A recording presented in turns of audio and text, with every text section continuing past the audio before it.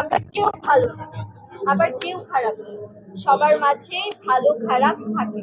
তো সেই জিনিসটা চিন্তা করে আমি ওর বদনাম করলাম। ইসলামের শরীয়তে আছে আপনি আমার বদনাম করলে আমার সব পাপ আপনার ঘাড়ে চলে যাবে, এই কথাটা চিন্তা করে আমাদের চলতে হবে। সো আমি চাই না আমি অন্যের বদনাম করি বা অন্য কেউ আমাকে বদনাম করুক। এই ব্যাপারগুলো আমরাও ফেস করেছি। ধরেন আজ আজ আজ আপনি যদি আমার সাথে সেলফি তুলেন, আপনি তো ইন্ডাস্ট্রি কেউ চিনে না, বাট এই ছবি, এই যে নায়িকা রাজরিপার সাথে আমার পিক, অন্য মেয়েকে লোক লালসা দেখাচ্ছে এবং সেখানে মিথ্যা কথা বলা হচ্ছে। হয়তো রাজরিপা আমার গার্লফ্রেন্ড ছিল বা রাজরিপার সাথে আমার অন্য কোনো একটা সম্পর্ক ছিল। আসলে এটা হচ্ছে তাদের চিন্তাধারা, তাদের এই বাজে চিন্তা ভাবনার জন্য আসলে আমাদের ইন্ডাস্ট্রিতে অনেক হয়তো ভালো শিল্পী এসেও কিন্তু হারিয়ে যাচ্ছে এবং নিজেকে অনেক কিছু মনে করছে যে এটা স্বাভাবিক, পাবলিক ফিগারের পাশে দাঁড়িয়ে ছবি তুলে নেওয়া যায়। এখন কেউ সেটা ভালোভাবে প্রেজেন্ট করে, আবার কেউ খারাপভাবে প্রেজেন্ট করে। এখন আপনি একটা কথা বলছেন, বৃষ্টি জান্নাত আপু একজনের গাড়িতে উঠেছে, সে আবার ক্যাপশন দিচ্ছে। ভাইরালের জন্য সেই কাজটা করেনি। আপনি কিভাবে ভাবলেন সে ভাইরালের জন্য এই কাজটা করেছে? সে তো নিজেই বলছে ক্যাপশন দিয়ে উল্টাপাল্টা ক্যাপশন নিজেই বলেছে। একটা মানুষের সাথে সম্পর্ক থাকতেই পারে, ফ্রেন্ডলি হোক বা এটা তাদের ইন্টারনাল ব্যাপার, কিন্তু আমি বলবো যে এখানে যেহেতু সম্মানের ব্যাপার, যেহেতু আপনাদের মতো আরো 10 জন ইউটিউবাররা তাদের সামনে চলে এসেছে, ফেস টু ফেস হয়েছে, যেটা চাইনি, পারিবারিক ভাবে ঝামেলা হচ্ছে, ওটাকে আসলে কন্ট্রোল করার জন্যই মানে নিজেকেই আসলে তুলে ধরা যে ও এটা তো আমি ইচ্ছে করেই করেছি, ব্যাপারটা আসলে এটা হয় স্বাভাবিক। আমরা যতটুকু জানি আপনাদের হাত থেকে বাঁচতে তো আমি হবে জানি না। যতটুকু জানি বিশেষ করে সাংবাদিকদের নামে কেন মামলা করবে? গাড়িটাকে মানে গাড়িটাকে থামিয়েছে।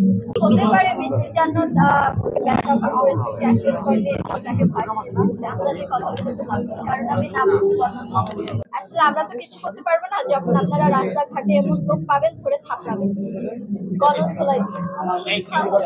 একটা ঘরে যখন একটা সন্তানের বদনাম হয় তখন কিন্তু পুরো ঘরটাই কিন্তু বদনামে পরিণত হয়।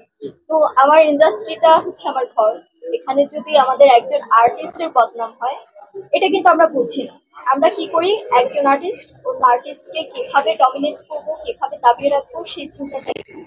আমরা কেউ চিন্তা করি না যে আমি ওর প্রশংসা করি, আমি তার প্রশংসা করি, একদিন না একদিন আমার প্রশংসার অর্জন করবে, আজ নয়তো কাল।